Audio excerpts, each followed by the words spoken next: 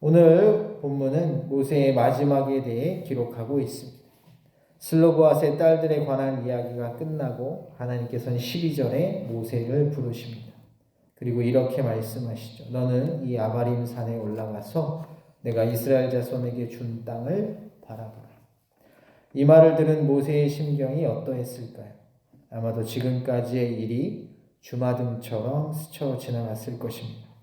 시내산 떨기나무 아래서 처음 하나님으로부터 이스라엘 백성들을 출애굽시키라는 소명을 받아 온갖 역경과 시련을 거쳐 마침내 약속의 땅을 바라보고 있기 때문입니다. 하지만 모세에게는 그런 기쁨의 감격을 누릴 여유 따위는 허락되지 않습니다. 왜냐하면 하나님께서 13절에 이렇게 말씀하시기 때문이죠. 본 후에는 네 형 아론이 돌아간 것 같이 너도 조상에게로 돌아가리니. 이 말의 의미가 무엇입니까? 내가 이스라엘 백성들에게 주겠다고 한 약속의 땅을 보았느냐?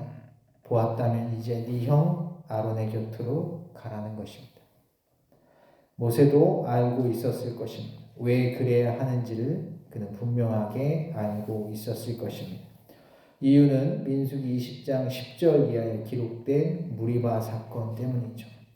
민수기 20장 1절을 보면 이스라엘 백성들은 가데스 바네아라는 곳에 도착하게 됩니다. 그런데 이스라엘 백성들은 그곳에서 모세와 다투죠. 이유는 마실 물이 없었기 때문입니다.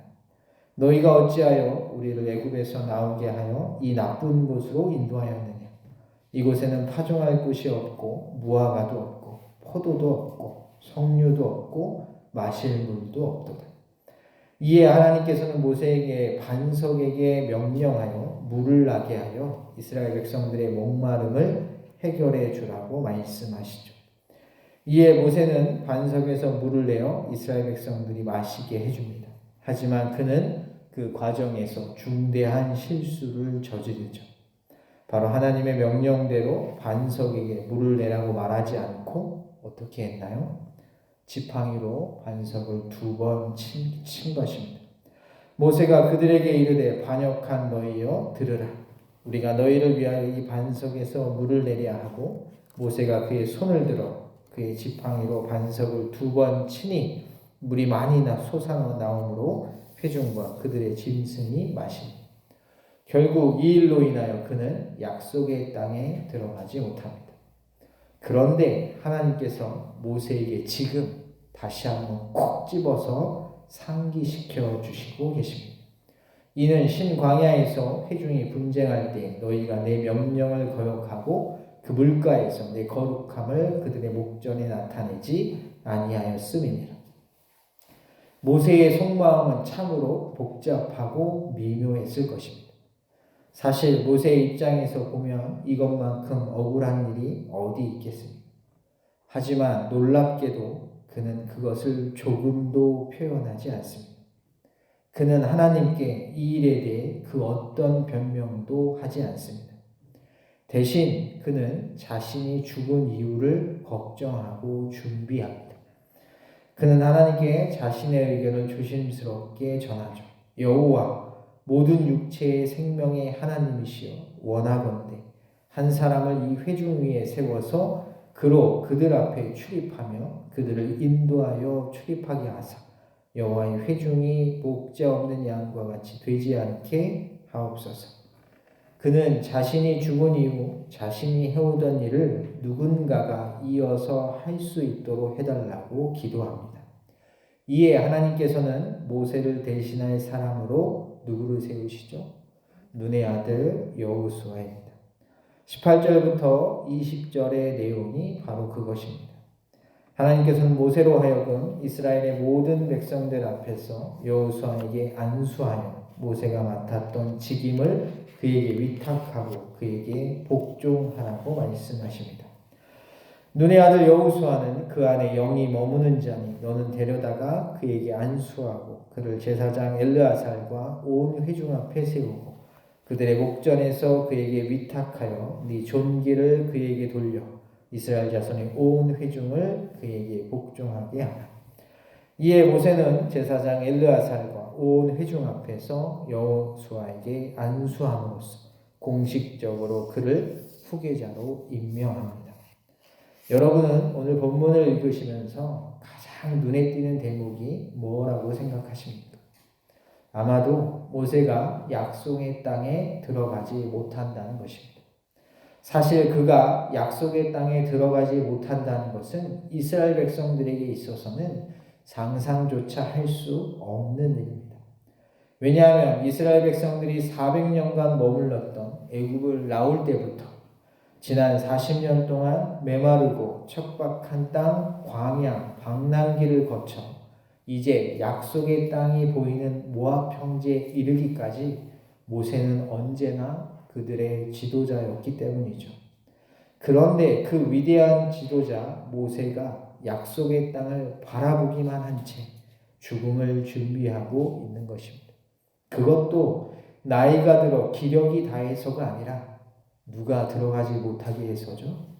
하나님이 들어가지 못하게 해서 들어가지 못하는 것입니다.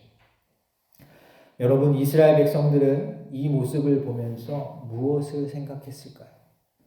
질문을 조금 바꿔서 약속의 땅이 보이는, 말 그대로 한 발짝만 내딛으면 그 땅에 들어갈 수 있는 이곳에서 모세의 생명을 거두어 가시는 하나님의 뜻은 과연 무엇일까요?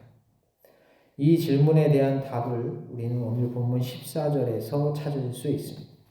이는 신광야에서 회중이 분쟁할 때 너희가 내 명령을 거역하고 그 물가에서 내 거룩함을 그들의 목전에 나타내지 아니하였음이니라.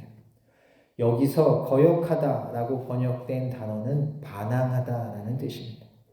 따라서 모세가 약속의 땅에 들어가지 못하는 1차적인 이유는 그가 하나님의 명령에 불순종했기 때문입니다. 하지만 20절을 잘 읽어보면 그가 약속의 땅에 들어가지 못하는 또 다른 이유가 숨어 있음을 보게 됩니다. 이는 신광야에서 회중이 분쟁할 때 너희가 내 명령을 거역하고, 여러분, 모세와 아론이 하나님의 명령에 불순종한 때가 언제입니까? 바로 회중이 분쟁할 때입니다. 다시 말해 이스라엘 백성들이 모세와 다툴 때 모세는 하나님의 명령에 순종하지 못한 것입니다. 이는 모세의 불순종의 책임이 이스라엘 백성들에게도 있다는 것을 분명하게 보여줍니다. 그래서 오늘 본문 20절을 보면 하나님께서 다음과 같이 말씀하시는 것입니다. 네 존귀를 그에게 돌려 이스라엘 자손의 온 회중을 그에게 복종하게 하라. 여기서 우리가 주목해야 할 것은 복종하다라고 번역된 단어입니다. 왜냐하면 이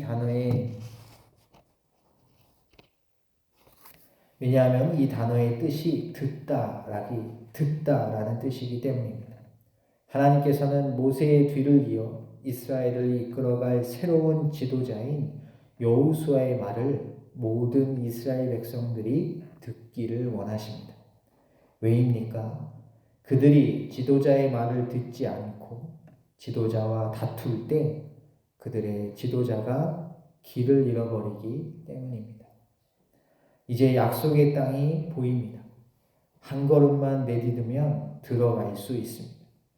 하나님께서는 바로 그곳에서 지도자에 대한 너희들의 불순종은 너희들의 지도자를 실족하게 할 수 있으며, 불순종한 지도자는 아무리 위대한 지도자라고 할지라도 그에 따른 책임을 반드시 져야 한다는 것을 이스라엘 백성들에게 보여주시고 계신 것입니다.